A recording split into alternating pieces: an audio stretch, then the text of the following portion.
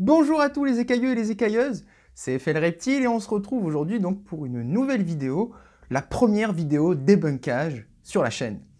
Alors cette vidéo en fait elle est née d'une idée commune entre paléotubeurs. Il y a quelques temps de ça en arrière, Julien de la chaîne Stop Science a débunké une vidéo d'une chaîne qu'on a dans le collimateur depuis un certain temps, surtout depuis qu'en plus elle gagne en ampleur sur YouTube. Cette chaîne c'est The Top Man français.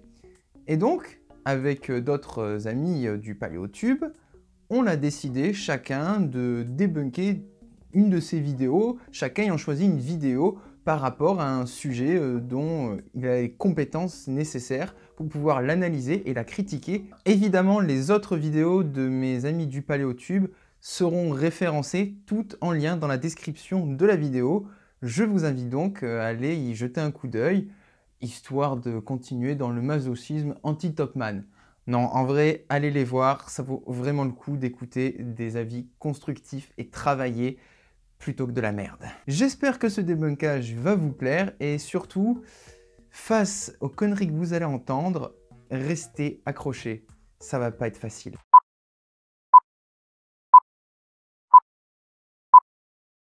Avez-vous déjà entendu parler des titanoboa? Ces espèces de serpents mangeaient des crocodiles en une seule bouchée, et leur longueur pouvait être comparée à celle d'un autobus scolaire aux États-Unis.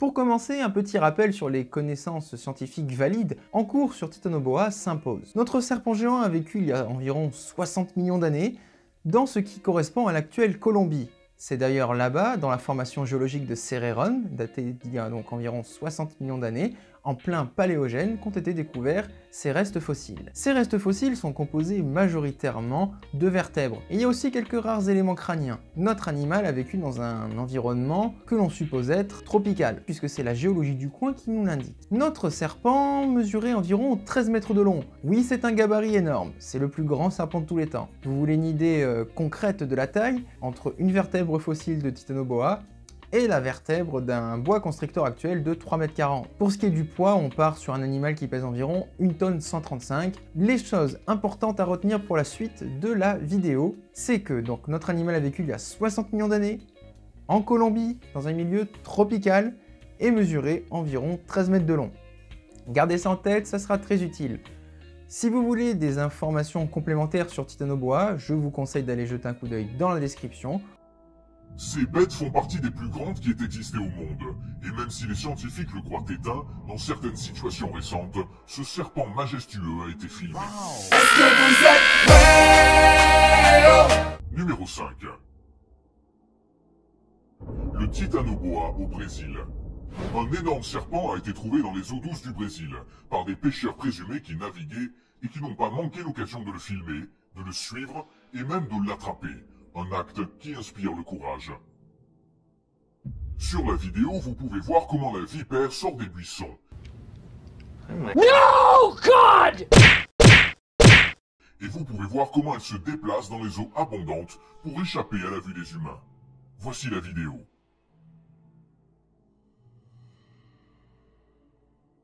Alors ici, qu'est-ce qu'on a? Au final, on a pas grand-chose, hein. Il n'y a pas l'ombre d'un seul Titanoboa dans cette vidéo. J'ai retrouvé la vidéo d'origine, d'ailleurs, je vous passerai éventuellement quelques extraits.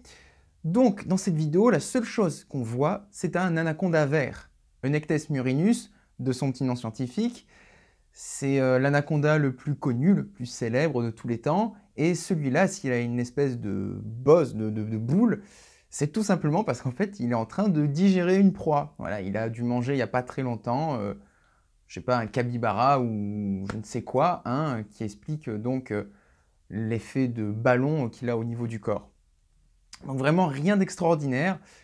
C'est pas commun non plus, parce que généralement les serpents se cachent pour digérer. Mais ce qu'il faut savoir dans la vidéo d'origine, c'est que justement, le mec dans le bateau va déranger volontairement le serpent. Ça me dégoûte. Donc tout ce que cette vidéo prouve, c'est pas qu'il y a un Titanoboa, c'est seulement la débilité de notre espèce qui dérange un animal qui voulait simplement être au calme. Il n'a rien demandé à personne, il voulait digérer tranquille. Donc bon, ben pour un Titanoboa, on repassera. Numéro 4. Un serpent de 30 mètres de long. Cette photographie pourrait être la preuve d'un titanoboa de 30 mètres prétendument trouvé sur l'île de Bornéo, en Asie du Sud-Est. Cette photo, dont on ignore encore s'il s'agit d'une photo réelle ou d'une photo truquée, aurait été prise d'un hélicoptère. Bien que certains affirment que cette image n'est pas réelle, il existe une légende parlant d'un serpent géant nommé Nabao, qui vit dans cette région et qui fait penser que cette photo pourrait être vraie. Ah, Bornéo, ces plages abandonnées, ces coquillages et crustacés. Ah, ça me donne envie d'être en été tout ça. Bornéo, donc c'est à 19 000 km à l'ouest de la Colombie, actuellement. Hein. Dans le temps, l'équivalent de Bornéo, il y a 60 millions d'années, c'était encore plus écarté de la Colombie. Donc du coup, ça fait un trajet encore plus grand à faire.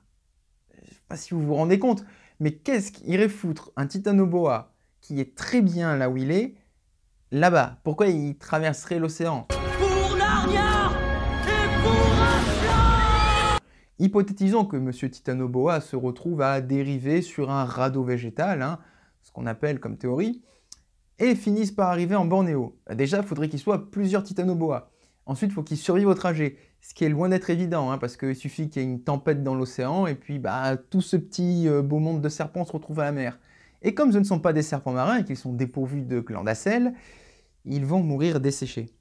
Ça c'est con. Bon, prenons l'hypothèse à présent qu'une population entière de titanoboa est dérivée sur des radeaux végétaux sans aucun accident et finit par arriver à Bornéo. Je vous l'accorde, c'est très improbable, mais on va imaginer ça pour faire plaisir à Topman. Il faut ensuite que ces animaux, donc sur l'île, arrivent à se développer. Et on va encore une fois prendre l'hypothèse que tout se passe pour le meilleur des mondes. Et après, il y a un souci, la chronologie.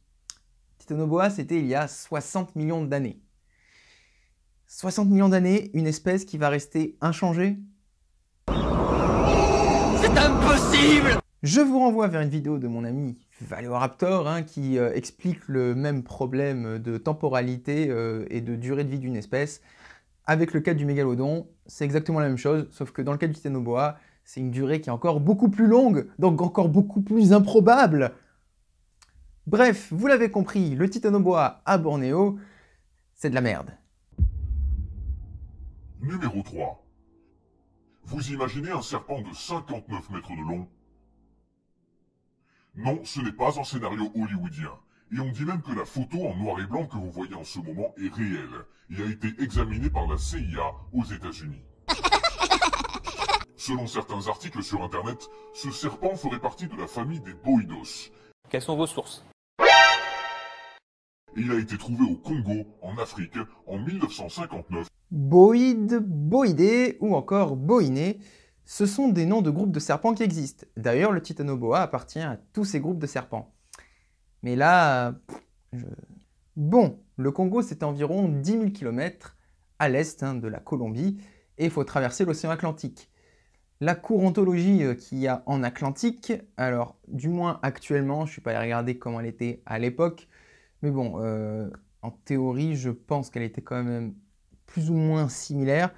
Bref, les courants atlantiques ne devaient pas être très propices à un voyage Amérique du Sud-Afrique. Enfin, du moins c'est ce que je pense. Mais bon, sans parler de tout ça, on a toujours le problème du temps. Comment le titanoboa n'aurait pas changé pendant 60 millions d'années? Ensuite de ça, vous ajoutez le problème de... on n'a aucune trace de titanoboa en Afrique. Qu'est-ce qu'il serait allé foutre en Afrique? Pourquoi un tel voyage pour aller en Afrique? Enfin, surtout, il n'y aurait pas encore une fois qu'un seul titanoboa, il y aurait eu toute une population entière de titanoboa. J'abandonne. À la limite, si cette photo s'avère réelle, on peut dire que ce serpent devait être très probablement un python de Séba, voilà, parce que c'est le plus grand serpent africain et qu'il est commun en Afrique, notamment au Congo. Je pense que c'est ça, mais c'est pas le propos de la vidéo. Dans tous les cas, ce n'est pas un titanoboa. Numéro 2. Un serpent qui se glisse dans le bâtiment de Samara.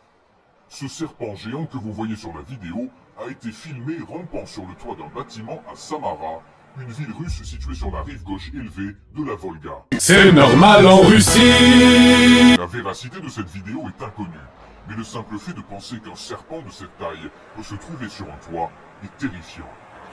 Pour bien commencer cette vidéo, hein, ça pourrait être pas mal de regarder la vidéo d'origine, en entier quoi.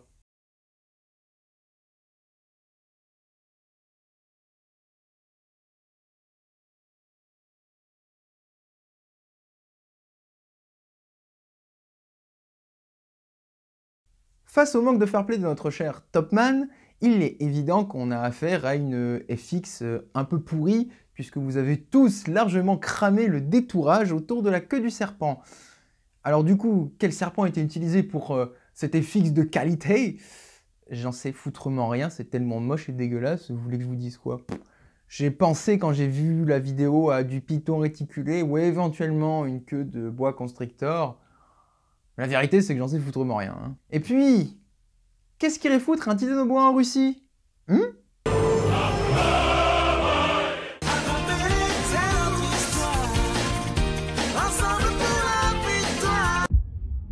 Numéro 1.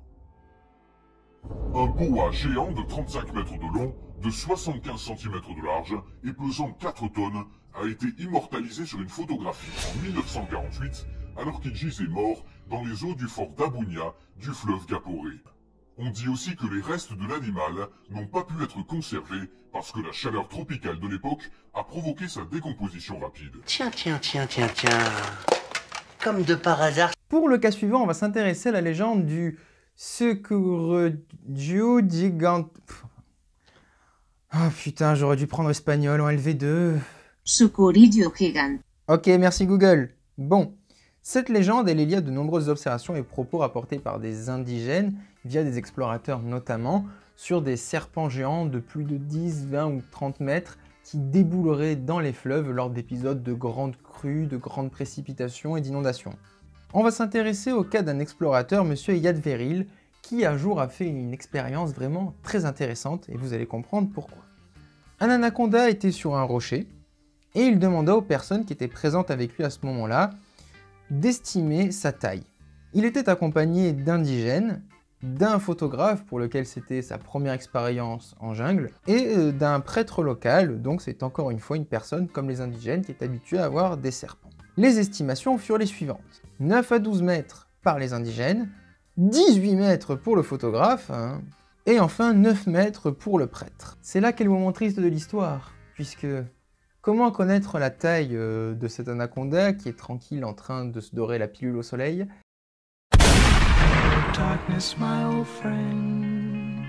Bref, passé ce moment tragique, il s'est avéré que les dimensions de l'animal furent de 5,90 m, ce qui est une très belle taille pour un anaconda, hein. On est bien dans la taille moyenne des anacondas. Mais comme vous le voyez, l'œil humain, c'est un instrument de merde pour mesurer. Enfin, c'est ultra biaisé. Les estimations visuelles de taille, faut pas s'y fier. Il faut être très prudent envers tous les rapports d'expédition qui rapportent des tailles qui ne sont pas mesurées et authentifiées à l'aide d'une photo prise avec une échelle. Pourquoi? Parce que cette échelle, elle permet d'avoir un cadre qui est normé et de vérifier la taille qui est comptée et mise par écrit sur papier. Et pour l'anecdote, c'est pas la seule photo du soi-disant Sucuridio Gigante. Hein. Encore une fois, comme pour l'autre, en fait, c'est juste la photo d'un anaconda. Et voilà, il n'y a toujours aucune échelle, on peut cordialement aller se faire foutre de ce côté-là. Mais ce qui est très intéressant, c'est qu'on remarque la même technique visuelle. Hein. On fait bien en sorte de prendre un angle de vue qui va grossir le serpent de manière à faire en sorte qu'il apparaisse énorme. Un peu comme ma bite. Non, t'étais pas obligé de parler de ta bite, mais bon. Pour ce qui est du fond, on voit rien hein, à chaque fois. Enfin, il n'y a aucun élément correct dans le décor qui puisse servir d'échelle. Donc, clairement, ces photos ne valent rien. Et puis, comme je vous l'ai dit, si vous faites un minimum de recherche, même sans être expert, vous remarquez qu'il ne s'agit que d'anaconda. Il n'y a absolument rien d'anormal. Encore et toujours la même rengaine. Aucun titanoboa dans ces soi-disant vidéos de titanoboa capturés. Zone 0. Le monstre brésilien. Cette vidéo est peut-être dangereuse pour ceux qui sont cardiaques. Mais ce que nous savons, c'est qu'elle est réelle. Cette bête énorme et étrange a été décrite par beaucoup comme un potentiel titanoboa, trouvé au Brésil. Sa tête, sa peau et son corps allongé nous font penser qu'il s'agit en somme d'un serpent et non d'une autre espèce. Tu veux une médaille? Tu veux une médaille pour avoir deviné ça? La vérité est que celui qui a osé l'attraper n'a peur de rien, même si l'on pense que cet animal était sans vie, car un serpent comme celui-ci se laisse rarement capturer. Bon, du coup, avec ce grand final, on se rend compte qu'on a finalement un top 6 et non pas un top 5. Donc, The Top Man français ne sait pas compter. Si on regarde attentivement cette vidéo, on a encore affaire à un simple anaconda. Donc, toujours pas l'ombre d'une écaille d'un titanoboa. Oh, c'est ballot, hein, c'est ballot. Mais du coup, ben, quel est l'aspect de ce serpent? L'aspect de ce serpent est dû au fait qu'il est mort. The Top Man ne s'est pas trompé pour une fois, mesdames et messieurs. Donc un anaconda mort. Pourri pour être exact. Vous voyez, il a la mâchoire tombante, décrochante, et l'ensemble du corps a l'air d'être gonflé comme si on l'avait gazé avec de l'hélium. Tout simplement, les serpents qui commencent à pourrir au bout d'un moment, ils sont comme ça. Alors je vous ai pas trouvé d'anaconda, enfin d'autres photos d'anaconda, hein. Si vous voulez, vous pouvez aller voir la vidéo originale de ce passage de Top Man qui n'est absolument pas terrifiante, ils ne font que montrer cette photo d'anaconda mort. Mais sinon, voilà, j'ai pas réussi à en trouver d'autres sur internet, donc pour que vous puissiez vous faire une idée et comparer, voici une petite compilation d'autres images de serpents morts, donc ce sont uniquement des pitons, mais vous voyez, on a toujours cet aspect gonflé, voilà, clairement c'est de la putréfaction. Si vous ouvrez le ventre du serpent, je peux vous dire que ça va puer le mort comme vous l'avez jamais senti. Eh, au final, ça tombe plutôt bien que je finisse par vous montrer des images de serpents pourris. Ça correspond vraiment à la qualité de cette vidéo et surtout à la qualité de la chaîne de manière générale de The Top Man. Sinon, à part ça, n'oubliez pas que ce débunkage s'inscrit dans une continuité de autres débunkages de The Top Man. Donc vous avez en description dans la vidéo tous les autres liens vers les chaînes du Paléotube qui ont fait donc un débunkage de The Top Man. N'oubliez pas aussi de checker la liste complète des membres du Paléotube pour avoir du vrai et du bon contenu de paléontologie. Et bien voilà, je pense que j'ai tout dit. N'oubliez pas que si ça vous a plu, vous pouvez toujours partager ce débunkage, faire en sorte de contrer The Top Man qui répand, comme vous l'avez vu, des idées de merde et des conneries. C'est du pur fake, du putaclic pour voilà, se faire monter des abos. Qu'est-ce que vous voulez que je vous dise? Bon, après, il a de la chance. Ça marche, mais vous pouvez changer les choses. On peut tous ensemble changer les choses, et c'est pour ça que je compte sur vous pour ça. Sur ce, c'était FL Reptile, et je vous dis à la prochaine pour une vidéo. Inutile de me demander quand, je ne sais pas, vu que je suis en stage de paléontologie en ce moment, et on verra. Puis si jamais vous avez des thèmes de vidéos qui vous tenteraient, du moment que c'est en rapport avec les reptiles, dites-le moi en commentaire, et je verrai ce que je peux faire pour vous. Allez, salut, prenez soin de vous.